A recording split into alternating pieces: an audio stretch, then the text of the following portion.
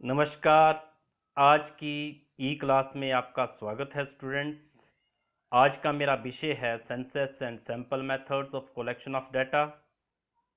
जनगणना और प्रतिदर्श विधि आंकड़ों के संकलन की।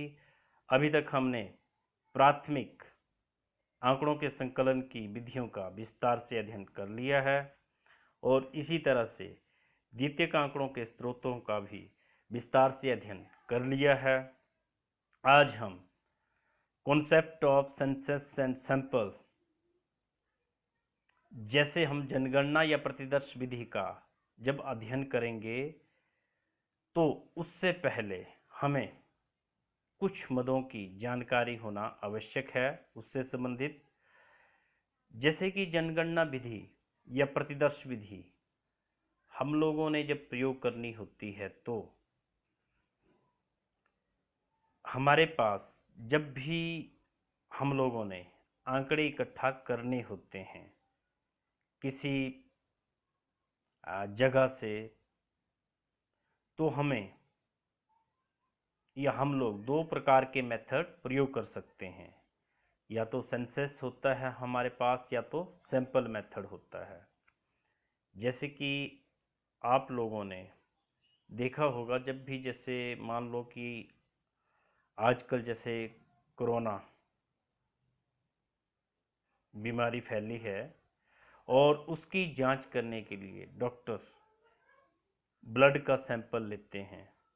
तो ब्लड का सैंपल जब डॉक्टर लेते हैं तो जो हमारी बॉडी का जो संपूर्ण ब्लड है वो एक किस्म से सेंसस विधि है।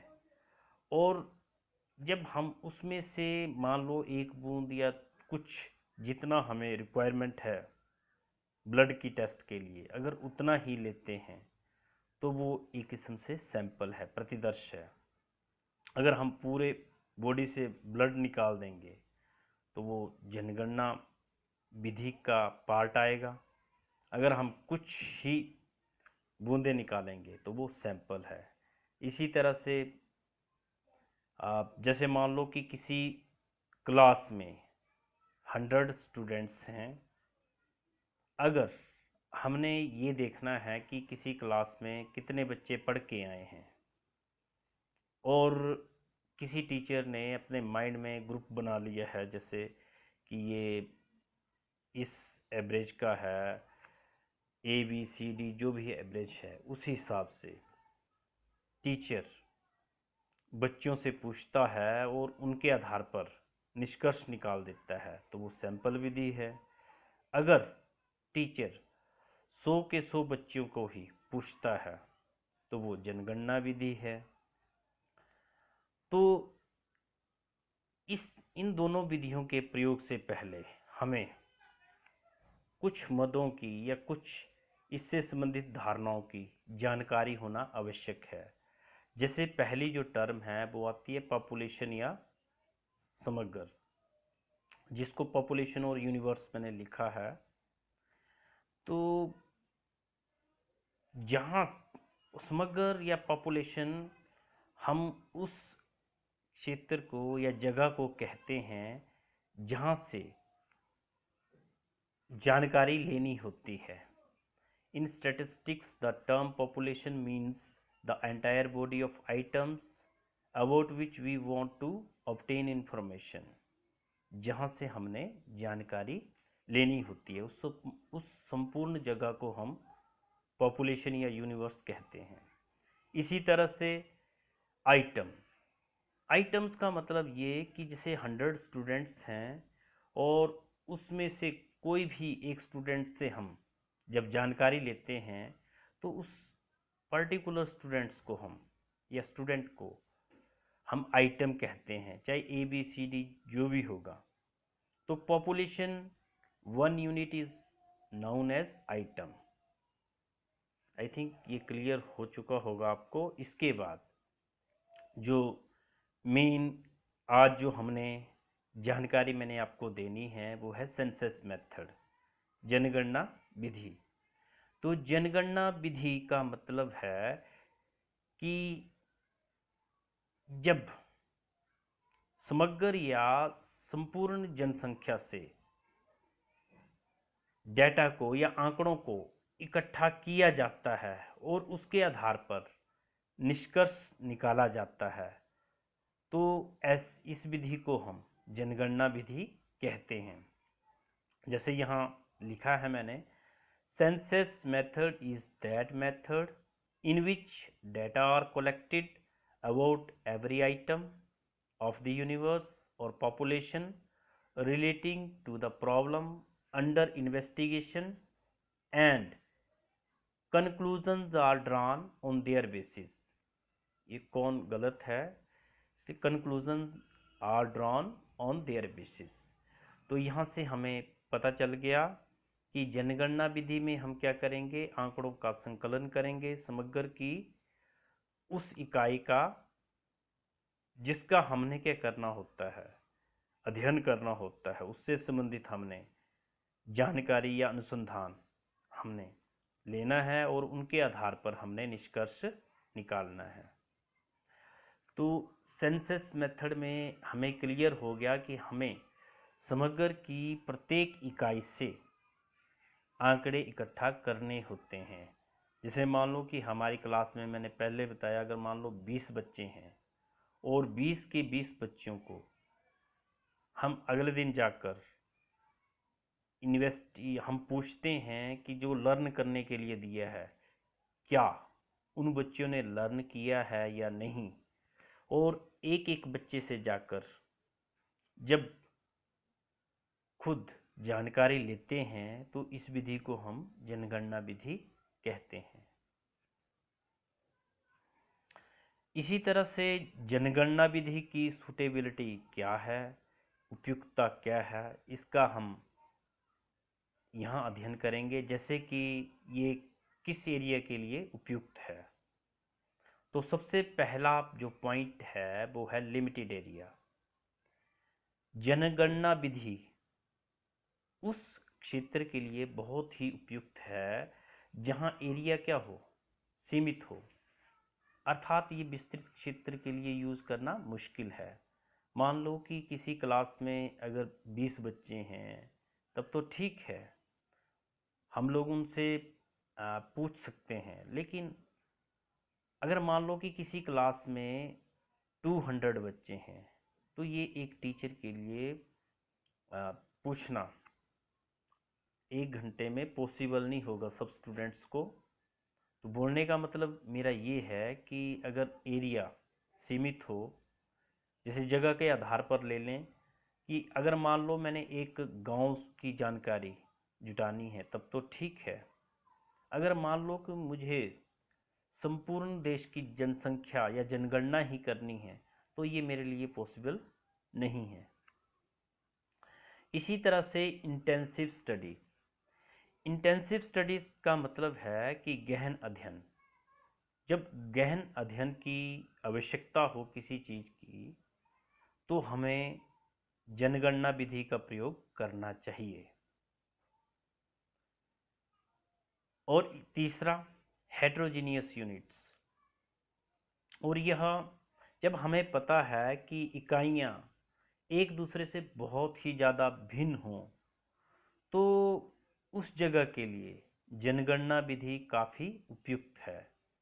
अब जैसे मान लो कि एक क्लास में जैसे कुछ बच्चे बहुत वीक हैं, कुछ बहुत ही इंटेलिजेंट हैं, कुछ एवरेज हैं, वहाँ 5-6 कैटेगरी में हम बच्चों को बांटते हैं, तो वहाँ ये विधि काफ़ी उपयुक्त है। अगर एक जैसे होंगे तब तो इस विधि का प्रयोग करना ठीक नहीं है, अगर क्षेत्र बड़ा हुआ तो यहाँ क्लियर हो गया। जब हेट्रोजीनियस यूनिट्स होंगी या विभिन्न गुणों वाले मदें होंगी तो उस जगह के लिए ये विधि काफ़ी उपयुक्त है। चौथा, need of accuracy and reliability, कि जहाँ शुद्धता और विश्वसनीयता की अधिक आवश्यकता हो उस जगह के लिए यह विधि काफ़ी उपयुक्त है, जहाँ हमें बहुत ज़्यादा शुद्धता चाहिए। इसके बाद आता है कि इस विधि के क्या गुण हैं। तो सबसे पहला इस विधि का गुण है कि रिलायबल एंड एक्यूरेट, विश्वसनीय और शुद्ध। इस विधि का सबसे बड़ा गुण यही है क्योंकि आंकड़े जनगणना विधि में प्रत्येक मद में से इकट्ठा किए जाते हैं, सब मदों से पूछकर आंकड़े इकट्ठे किए जाते हैं। तो इस कारण यह विधि काफ़ी विश्वसनीय है और एक्यूरेट भी है, शुद्ध भी है।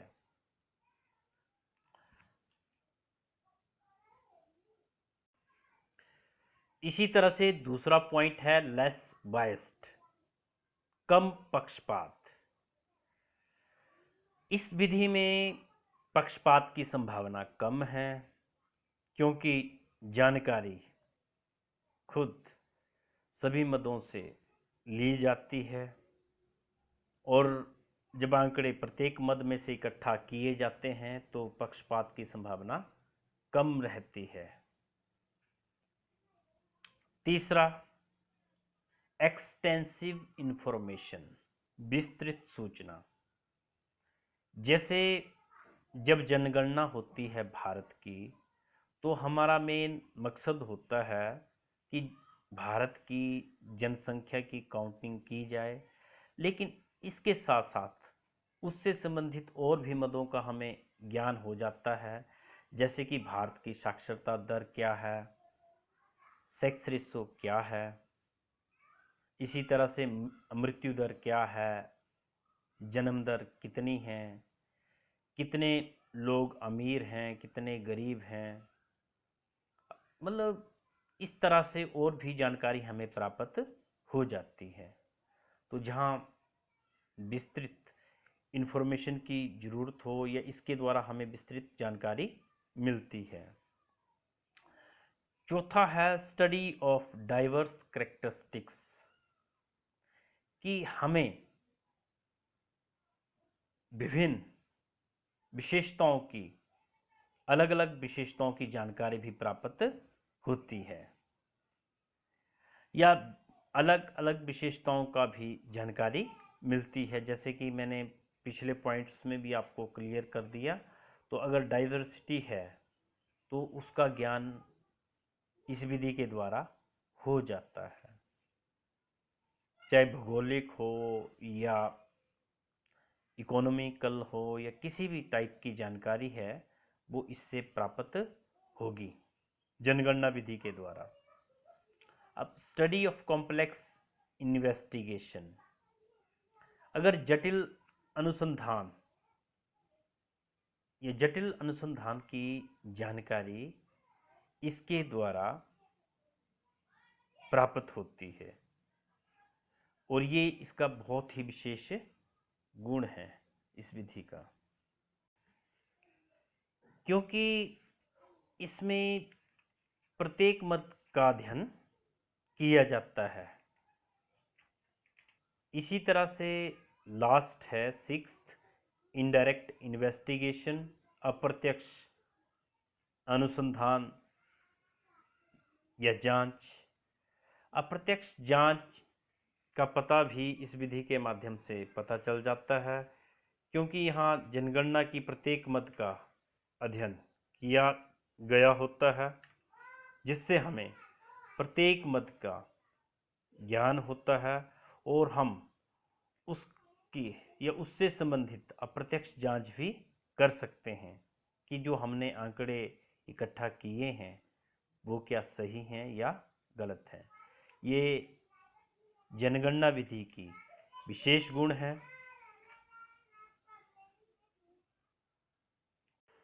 अब इस विधि की जो अवगुण हैं, पहला तो सबसे बड़ा गुण ये है कि यह विधि बहुत ही खर्चीली है, कॉस्टली मेथड है। ये इसलिए खर्चीली विधि है क्योंकि इसमें अधिक श्रम की ज़रूरत पड़ेगी, धन की ज़रूरत पड़ेगी, समय की ज़रूरत पड़ेगी। तो जो एक बहुत ही जिसके पास या अनुसंधानकर्ता के पास अगर धन की कमी हो, समय की कमी हो या श्रम की कमी हो, तो वहाँ ये विधि प्रयोग नहीं की जा सकती। इसी तरह से दूसरा जो है इसका अवगुण, requirement of large man power, अधिक मानव शक्ति की आवश्यकता। ये ऊपर भी पिछले पॉइंट में भी मैंने जैसे बता दिया, क्योंकि यहाँ बहुत ही अधिक मैन पावर की जरूरत पड़ेगी। जैसे कि भारत की जनगणना जब की जाती है तो उसमें लाखों के हिसाब से गणकों की आवश्यकता पड़ती है, करोड़ों में ही पड़ जाती होगी। तो जो एक अगर व्यक्तिगत अनुसंधान करता होगा उसके लिए तो ये चीज़ पॉसिबल नहीं है, और ये इस विधि की बहुत ही बड़ी एक अवगुण है या डिमेरिट है। तीसरा है not suitable for large investigation, कि अगर विस्तृत अनुसंधान करना है तो उसके लिए यह विधि अनुपयुक्त है। ये भी मैंने वैसे पिछले पॉइंट्स में ही क्लियर कर दिया कि मान लो कि अगर एरिया बहुत ही बड़ा है, चाहे क्षेत्र वाइज ले लो, चाहे मदे बहुत ज़्यादा है, क्लास वाइज ही ले लो, कि अगर मान लो कि जैसे मैंने पहले बोला था कि अगर किसी क्लास में 20 बच्चे हैं तब तो आप लोग उनका जांच कर सकते हैं। लेकिन अगर ये संख्या 100 में हो गई या 1000 में हो गई तो हमारे लिए ये जांच कर पाना मुश्किल हो जाएगा। तो हमें ये हमारा निर्णय होगा कि हम लोगों ने जनगणना विधि का प्रयोग कहाँ करना है। अगर जैसे कि हमने इसके गुण देखे कि अगर जगह या एरिया सीमित हुआ तब तो ठीक है, असीमित जगह के लिए ये विधि उपयुक्त नहीं है। तो आप लोगों ने जनगणना विधि की उपयुक्तता, गुण, अवगुण इसका अध्ययन कर लेना है, और इसी तरह से जनगणना और प्रतिदर्श से संबंधित मदों का कि पॉपुलेशन या यूनिवर्स क्या होता है, इसी तरह से आइटम किसे कहते हैं, इनका भी अध्ययन कर लेना है और याद भी कर लेना है।